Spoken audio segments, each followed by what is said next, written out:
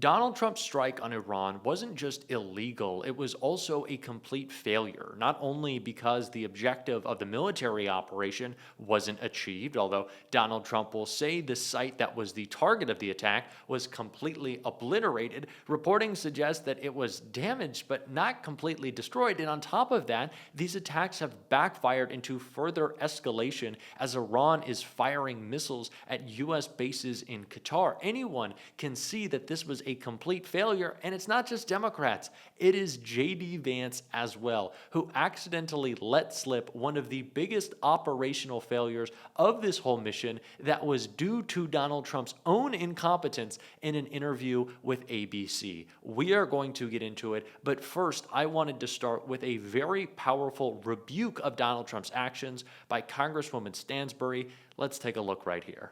I rise today to say no to endless wars, no to a president who breaks the law daily, no to a Republican Congress that is so weak and so spineless that they refuse to stand up, no to congressmen and women who refuse to do their jobs, no to a Republican Congress that is attempting to rob the American people of health care, food, and public lands. No to lawmakers who refuse to speak out as this administration undermines the rule of law, due process, and American democracy.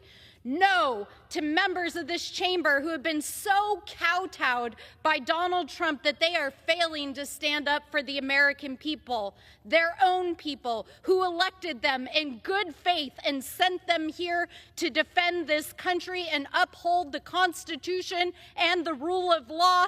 We say no. Mr. Speaker, I stand here today as Donald Trump has taken us to the precipice of war, a constitutional crisis, and millions living in fear and marching in the streets. 3 days ago, the president ordered a unilateral military strike against Iran and notified the majority of Congress and the American people essentially by tweet, using a social media post on Truth Social.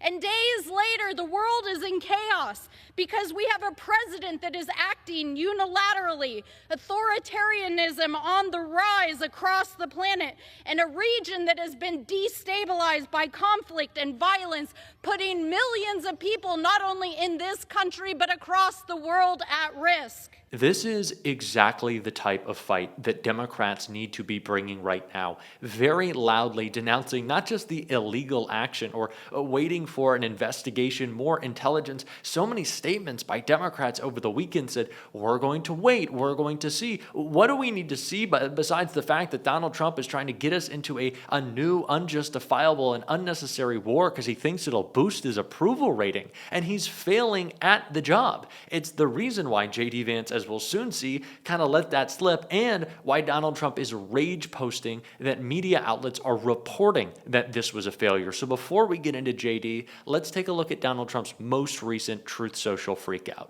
Trump most recently wrote on Truth Social, "The sites that we hit in Iran were totally destroyed, and everyone knows it. Only the fake news would say anything different in order to try and demean as much as possible, and even they say they were pretty well destroyed. Working especially hard on this falsehood is Allison Cooper of Fake News CNN, dumb Brian Roberts, chairman of Comcast, Johnny Carl of ABC Fake News, and always the losers of, again, Comcast, NBC Fake News. It never ends with these sleazebags in the media, and that's why their ratings are at an all-time low. Zero credibility." Well, Donald Trump is about to be very, very upset with ABC, as JD Vance just did an interview in which he let slip that Donald Trump might be responsible for why their mission failed so completely, and we can see that in this article right here.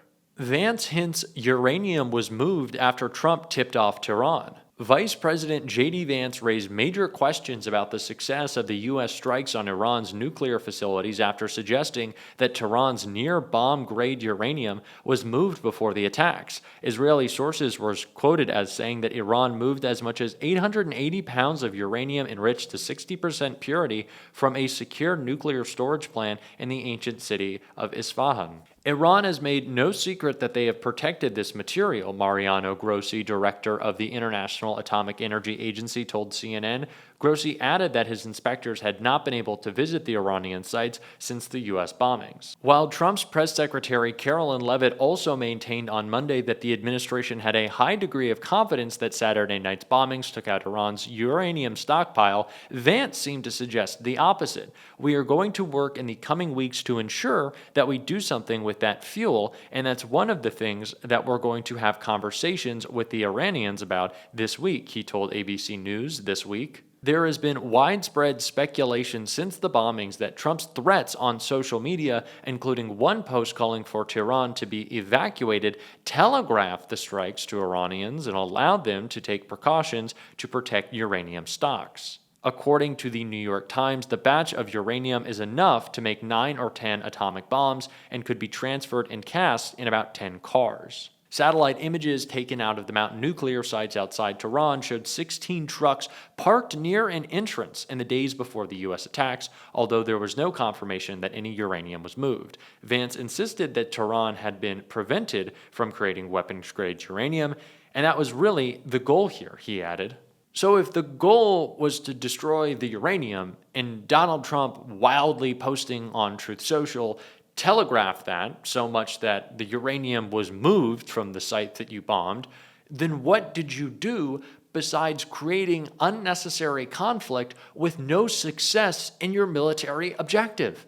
JD Vance can't answer that. Donald Trump can't answer that. Yesterday, JD Vance said that this conflict ended because the mission was so successful, and now he's contradicting that, throwing Trump under the bus, admitting that his idiotic postings have cost the success of a mission, essentially. That is what's happening with this administration, and JD Vance can't lie his way out of this, even though he tried in the rest of that interview, which I want to take a look at.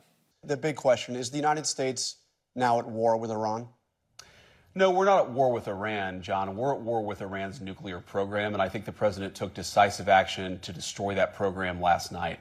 If I could step back a little bit, we have to give an incredible amount of gratitude to the troops who did an amazing thing last night. Think about this, John. They flew thousands of miles away, a 30-hour nonstop flight. They never touched down on the ground, and they dropped a 30,000-pound bomb on a target about the size of a washing machine. No military in the world has the training, the skills, and the equipment to do what these guys did last night. I know the president and I are both very proud of them, and I think what they did was accomplish a very core American national objective. Iran cannot have a nuclear weapons program. The president's been very clear about this, and thanks to the bravery and competence and skill of our great pilots and everybody who supported this mission, we took a major step forward for that national objective last night. It certainly was a complex and overwhelming mission, 125 aircraft involved, we are told. Can you say definitively that Iran's nuclear program has now been destroyed? Well, John, I don't want to get into the sensitive intelligence here, but we know that we set the Iranian nuclear program back substantially last night. Whether it's years or beyond that, we know it's going to be a very long time before Iran can even build a nuclear weapon if they want to. But I actually think that raises the most important question. The president talked about this last night. We want Iran to give up their nuclear weapons program peacefully, but there is no way that the United States is going to let Iran have a nuclear weapon. And so they really have to choose a pathway, John. Are they going to go down the path of continued war, of funding terrorism, of seeking a nuclear weapon? Or are they going to work with us to give up nuclear weapons permanently? If they're willing to choose the smart path, they're certainly going to find a willing partner in the United States to dismantle that nuclear weapons program. But if they decide they're going to attack our troops, if they decide they're going to continue to try to build a nuclear weapon, then we are going to respond to that with overwhelming force. So really what happens next is up to the Iranians. So but let me drill down on what was accomplished, because there's a report this morning in the New York Times that Fordo, that deep underground enrichment facility, was severely damaged but not fully destroyed. But the president said last night the enrichment facilities have been completely and totally obliterated. Can we say that definitively, or are we just not sure yet? I mean, have those facilities been obliterated? Well, John, severely damaged versus obliterated, I'm not exactly sure what the difference is. What we know is that their nuclear program back substantially. And again, John, I don't want to get into very sensitive intelligence about what we know, but I feel extremely confident, and I can say to the American people with great confidence that they are much further away from a nuclear program today than they were 24 hours ago. That was the objective of the mission, to destroy that Fordo nuclear site and, of course, do some damage to the other sites as well. But we feel very confident that the Fordo nuclear site was substantially set back, and that was our goal. The UN's atomic energy watchdog said that Iran had 900 pounds of highly enriched uranium. Do we know what has become of that? Was it destroyed in this attack? Do we know? That's a big stockpile. We're going to work in the coming weeks.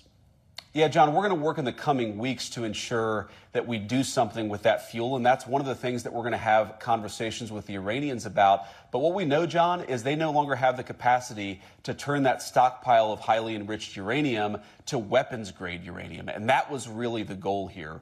Uranium is not that difficult to come by, John, but enriching uranium up to the point of a nuclear weapon, that is what the president put a stop to last night. This morning, the Russian reaction caught my eye. Dmitry Medvedev, of course, the former president and prime minister of Russia, now the deputy chairman of Russia's Security Council, said the enrichment of nuclear material, and now we can say it outright, the future production of nuclear weapons will continue. A number of countries are ready to directly supply Iran with their own nuclear warheads. What do you make of that Russian response? And are they off base? I mean, they're saying that the nuclear program in Iran is still well underway.